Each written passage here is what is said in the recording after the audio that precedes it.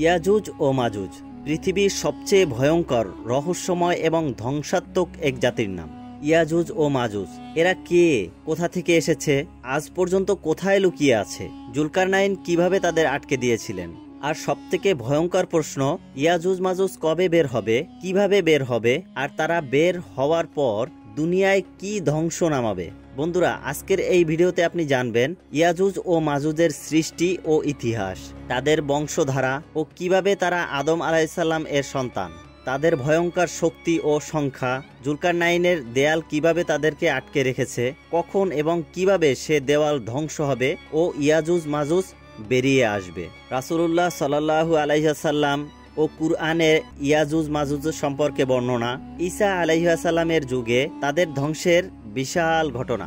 এই ভিডিওতে আপনি এমন এমন তথ্য জানতে চলেছেন যা আপনি আগে কোনো ভিডিওতে দেখেননি। কুরআন, হাদিস ও ইসলামিক স্কলারদের ভাষ্য অনুসারে তুলে ধরা হয়েছে ইয়াজুজ ও মাজুজ সম্পর্কে সবচেয়ে বিস্তারিত কাহিনী। তাই এক সেকেন্ডও স্কিপ করবেন না, কারণ ইয়াজুজ ও মাজুজ সম্পর্কে জানা মানে কিয়ামতের সবচেয়ে ভয়ঙ্কর অধ্যায় সম্পর্কে সজাগ হওয়া। প্রাচীন যুগে এমন এক জাতি ছিল যাদের দম্ভ, ধ্বংসযজ্ঞ ও বর্বরতা দেখে আশেপাশের মানুষ আতঙ্কিত হয়ে পড়েছিল। এই জাতি হলো ইয়াজুজ ও মাজুজ, দুই ভয়ঙ্কর জাতি যাদের অস্তিত্ব কেবল ইতিহাস বা কল্পনা নয়, বরং আল্লাহর কিতাবে কুরআনুল কারিমের এবং নবী করিম সাল্লাল্লাহু আলাইহি ওয়াসাল্লামের হাদিসে বারবার উল্লেখিত হয়েছে। এরা ছিল আদম আলাইহিস সালামের বংশধর, তবে তাদের আকৃতি ছিল অন্যান্য মানবদের চেয়ে ভিন্ন।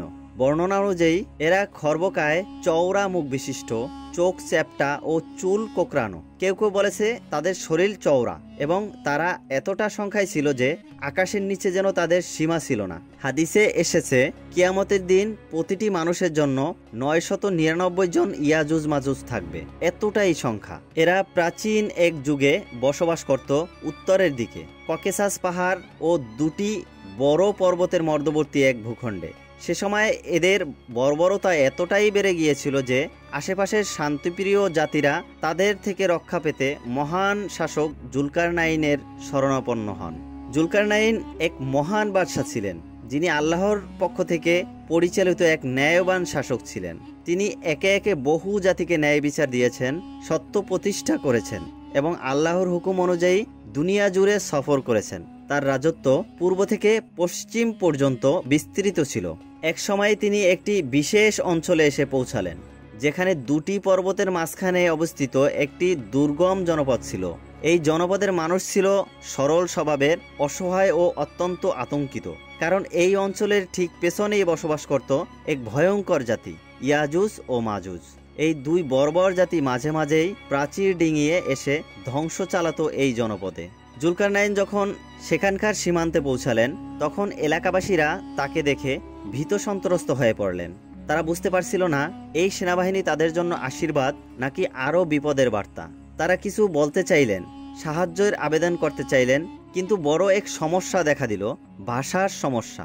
জুলকারনাইন তাদের ভাষা বুঝতে পারলেন না, আর তারাও জুলকারনাইনের ভাষা বুঝতে পারলেন না। তখন তিনি নির্দেশ দিলেন যেন তাদের মধ্য থেকে কেউ একজন আসে যে অনুবাদ করে দিতে পারে। অবশেষে একজন অনুবাদককে হাজির করা হলো। সে ব্যক্তি দুই ভাষার জানাশোনা রাখত। সে এলাকাবাসীদের কথা অনুবাদ করে জুলকারনাইনের সামনে পেশ করল। এলাকাবাসী বলল, হে মহামান্য বাদশাহ, আমাদের এই জনপদের পেছনে বাস করে ইয়াজুজ ও মাজুজ নামে দুটি ভয়ঙ্কর জাতি। তারা এমন এক বর্বর গোষ্ঠী যারা আমাদের কোনো শান্তি দেয় না। তারা আমাদের গবাদি পশু ধরে নিয়ে যায়, খাদ্যশস্য লুট করে, আমাদের ঘরবাড়ি জ্বালিয়ে দেয়, এমনকি আমাদের বাচ্চা, পাখি, পশু পর্যন্ত নিয়ে যায়। আমরা দিনকে দিন নিঃস্ব হয়ে যাচ্ছি। জুলকারনাইন গভীর মনোযোগ দিয়ে সব শুনলেন। তিনি নিজের মনের ভেতরে ভাবলেন, এ জাতি অত্যন্ত অসহায়, আর ইয়াজুজ ও মাজুজ আসলেই এক সীমাহীন ফিতনার নাম। লোকেরা আবার বলল, হে রাজা, আপনি যদি আমাদের জন্য এই বিপদের একটি স্থায়ী সমাধান করেন, তবে আমরা আমাদের যা কিছু আছে তা থেকে চাঁদা তুলে আপনাকে পারিশ্রমিক দিতে প্রস্তুত, শুধু আমাদের বাঁচান। তখন জুলকারনাইন দৃঢ় কণ্ঠে বললেন, আমার রব আল্লাহ আমাকে যথেষ্ট দিয়েছেন, আমি তোমাদের কাছ থেকে কোনো দান চাই না, কিন্তু তোমরা যদি আমার সঙ্গে কাঁধে কাঁধ মিলিয়ে শারীরিক পরিশ্রম করো, তবে আমি এমন এক প্রাচীর তৈরি করব যার ওপারে ইয়াজুজ মাজুজ আর কোনোদিন পৌঁছাতে পারবে না। তারপর জুলকারনাইন সবার মাঝে ঘোষণা দিলেন, তোমাদের মধ্যে যত লোহার কামার আছে সবাইকে নিয়ে আসো, আমরা এখন একটি পরিকল্পনা তৈরি করব। তিনি প্রতিটি ধাপ সুপরিকল্পিতভাবে সাজালেন। তিনি প্রথমে হিসাব করলেন কতটা লোহা লাগবে, কিভাবে তা গলিয়ে দেয়ালের কাঠামো তৈরি করতে হবে। এরপর তিনি বললেন, তোমরা যত লোহা আছে তা একত্র করো, প্রত্যেক কামার, লোহা সংগ্রাহক এবং শ্রমিককে ডেকে আনো, আমরা একটি প্রকাণ্ড দেয়াল তৈরি করব এই দুই পাহাড়ের মাঝখানে।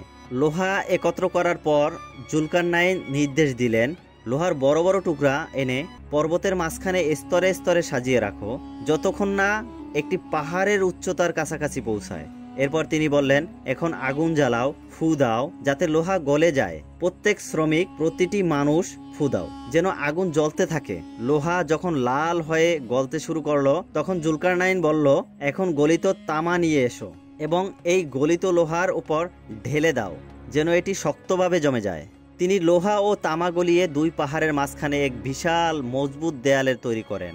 এই দেয়াল এতটাই মজবুত ছিল যে ইয়াজুজ ও মাজুজ শত চেষ্টা করেও তা ভাঙতে পারেনি, বরং তারা প্রতিদিন চেষ্টা করত, খুঁড়ত, রাত হলে বিশ্রাম নিত, আবার পরের দিন শুরু করত, কিন্তু যতটুকু খুঁড়ত সেইটুকুই রাতে আবার আগের অবস্থায় ফিরে যেত। জুলকারনাইন ঘোষণা দিলেন, এখন ইয়াজুজ ও মাজুজ আর এই দেয়াল অতিক্রম করতে পারবে না, আর তাদের পক্ষে এটিকে ফুটো করা বা ধ্বংস করা অসম্ভব। এভাবেই এই দেয়াল এক ঐতিহাসিক প্রতীক হয়ে রইল এক ভয়ঙ্কর জাতির বিরুদ্ধে। আল্লাহ তাআলা কুরআনের সূরা আল কাহাফে এই ঘটনার বিস্তারিত উল্লেখ করেছেন। তিনি বলেছেন, তারা তাকে পার করতে পারল না, আর তারা তা ফুটোও করতে পারল না। সূরা আল কাহাফ আয়াত 97। আজও ঠিক এই মুহূর্তে জুলকারনাইন এর তৈরি করা সেই শক্তিশালী দেয়ালের পিছনে বন্দী হয়ে আছে ইয়াজুজ ও মাজুজ। তারা চুপচাপ নেই, তারা থেমে নেই, এখনও তারা চেষ্টায় লেগে আছে। প্রতিদিন সকাল হলেই তারা দলবদ্ধ হয়ে এসে দেয়াল খুঁড়তে শুরু করে। পাথর, লোহা, কুঠাল যা কিছু তাদের হাতে আছে তাই দিয়ে দেয়ালের গায়ে আঘাত করতে থাকে। তাদের মনে একটাই লক্ষ্য, এই দেয়াল একদিন তারা নিশ্চয়ই ভেঙে ফেলবে। আজও তারা সেই চেষ্টা করছে। দেয়ালের একটুখানি অংশ একটু দুর্বল হলেই তারা আরও ক্ষিপ্র হয়ে ওঠে। একে একে সবাই মিলে খুঁড়ে গুঁড়ো করে দেয়াল ভাঙার চেষ্টা চালায়। ঘন্টার পর ঘন্টা তাদের এই দুর্বার খোঁড়াখুড়ি। যখন ক্লান্ত হয়ে পড়ে তখন তাদের নেতা এসে বলে, থেমে যাও, আজকে এই পর্যন্তই, কালকে আবার ফিরে আসব, কাল আবার খুঁড়ব। তারা ফিরে যায়। ফিরে যাওয়ার পর তারা জানেই না আল্লাহর কুদরতে পরের দিন এসে তারা যা দেখে তা তাদেরকে হতবাক করে দেয়। সেই দেয়াল যেটাকে তারা গতকালকে এতটা ক্ষতিগ্রস্ত করেছিল আজ আবার আগের মতো শক্তপোক্ত, মজবুত, অক্ষত অবস্থায় দাঁড়িয়ে আছে, যেন কিছুই হয়নি, যেন তারা গতকালকে কিছুই করেনি। কিন্তু তারপরও তারা হাল ছাড়ে না। আজও তারা ফিরে এসেছে, ঠিক এখনও তারা খুঁড়ছে। প্রাচীরের ভিতরে সেই গর্জন, সেই আঘাতের শব্দ, সেই হতাশা জর্জরিত হুঙ্কার সবই চলছে নিরবচ্ছিন্নভাবে। আর এখন অপেক্ষা শুধু সেই দিনের যেদিন তাদের নেতা এসে বলবে, আজ এখানেই রেখে দাও, কাল ইনশাআল্লাহ আমরা পুরো দেয়াল ভেঙে ফেলব। সেই দিনই হবে ভয়ঙ্কর দিন, কারণ এবার আল্লাহ তাআলা তাদের কথা কবুল করবেন। এবার আর দেয়াল আগের মতো মেরামত হবে না। তারা ফিরে এসে দেখবে দেয়াল আগের অবস্থায় নেই, আর সামনেই মুক্তির রাস্তা।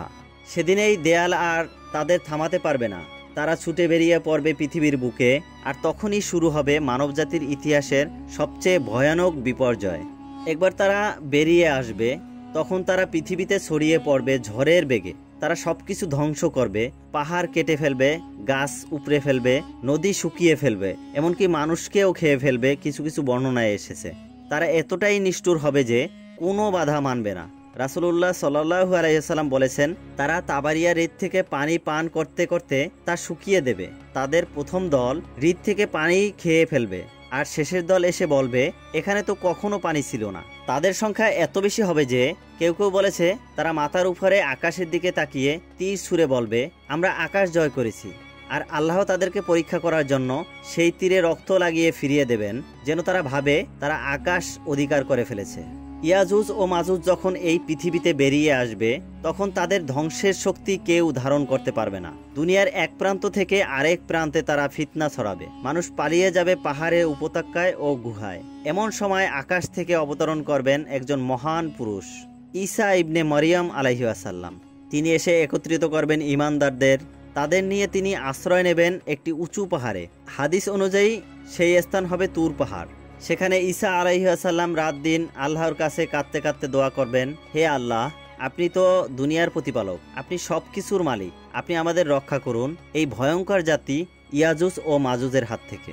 এমন সময় আল্লাহ তাআলার কুদরতের এক নিদর্শন প্রেরণ করবেন, কোনো বাহিনী, কোনো যুদ্ধ, কোনো অস্ত্র দিয়ে নয়, একটি অদৃশ্য ভাইরাসের মাধ্যমে।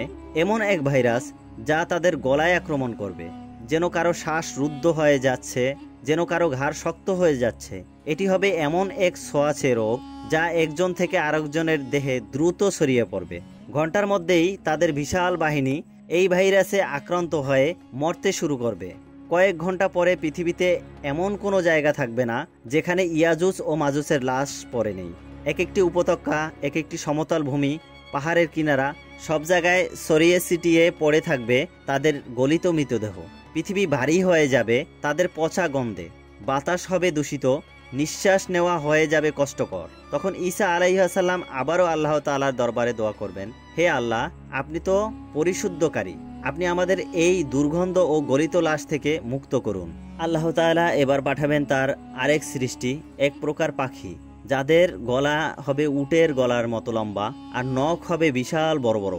সেই পাখি আসবে দলে দলে, তারা পৃথিবীর কোণে কোণে ছড়িয়ে পড়বে।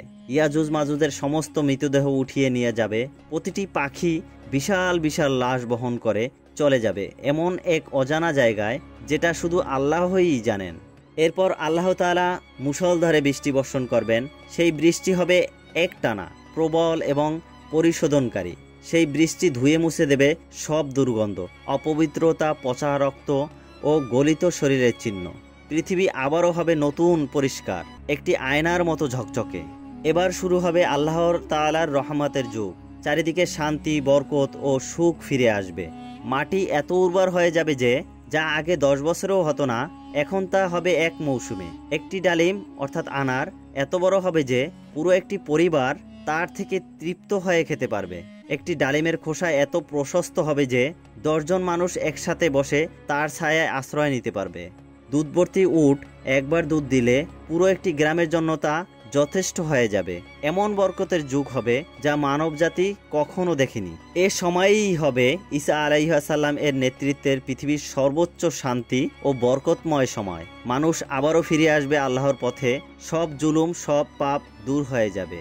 ইয়াজুজ ও মাজুজের ফিতনা এতটাই ভয়ানক যে নবী করিম সাল্লাল্লাহু আলাইহি ওয়াসাল্লাম তাদের থেকে আশ্রয় চাওয়ার জন্য নিয়মিত দোয়া করতেন। তিনি বলতেন, প্রত্যেক নামাজের পরে তোমরা দাজ্জাল, ইয়াজুজ মাজুজ ও কিয়ামতের ফিতনা থেকে আল্লাহর আশ্রয় চাও। প্রিয় দর্শক, ইয়াজুজ ও মাজুজ কেবল একটি কাহিনী নয়, এটি আল্লাহর পক্ষ থেকে একটি ভবিষ্যৎ সতর্কবার্তা। আমাদের জানা দরকার এই ঘটনা ঘটবে এবং এটি হবে এক ভয়াবহ দুনিয়া পর্যায়ের বিপর্যয়। আজ আমরা যদি এই কাহিনীগুলো থেকে শিক্ষা নেই, যদি আমরা আল্লাহর উপর আস্থা রাখি, ঈমান ঠিক রাখি, তাহলে সেই ভয়ঙ্কর সময়েও ইনশাআল্লাহ আমরা নাজাতপ্রাপ্তদের দলে থাকব। রাসূলুল্লাহ সাল্লাল্লাহু আলাইহি ওয়াসাল্লাম বলেছেন, ইয়াজুজ ও মাজুজ বের হওয়া কিয়ামতের বড় আলামতের একটি। সহিহ মুসলিম। তাই আসুন আমরা নিজের ঈমানকে মজবুত করি, নিয়মিত নামাজ পড়ি, পবিত্র কুরআন পড়ি এবং নেক আমল করতে থাকি। বন্ধুরা, যদি এই ভিডিওটি থেকে কিছু শিখে থাকেন তাহলে লাইক দিন, শেয়ার করুন এবং আমাদের চ্যানেলটি সাবস্ক্রাইব করতে ভুলবেন না। আপনার একটি শেয়ার অন্যকে সত্য জানার পথে সহায়তা করতে পারে।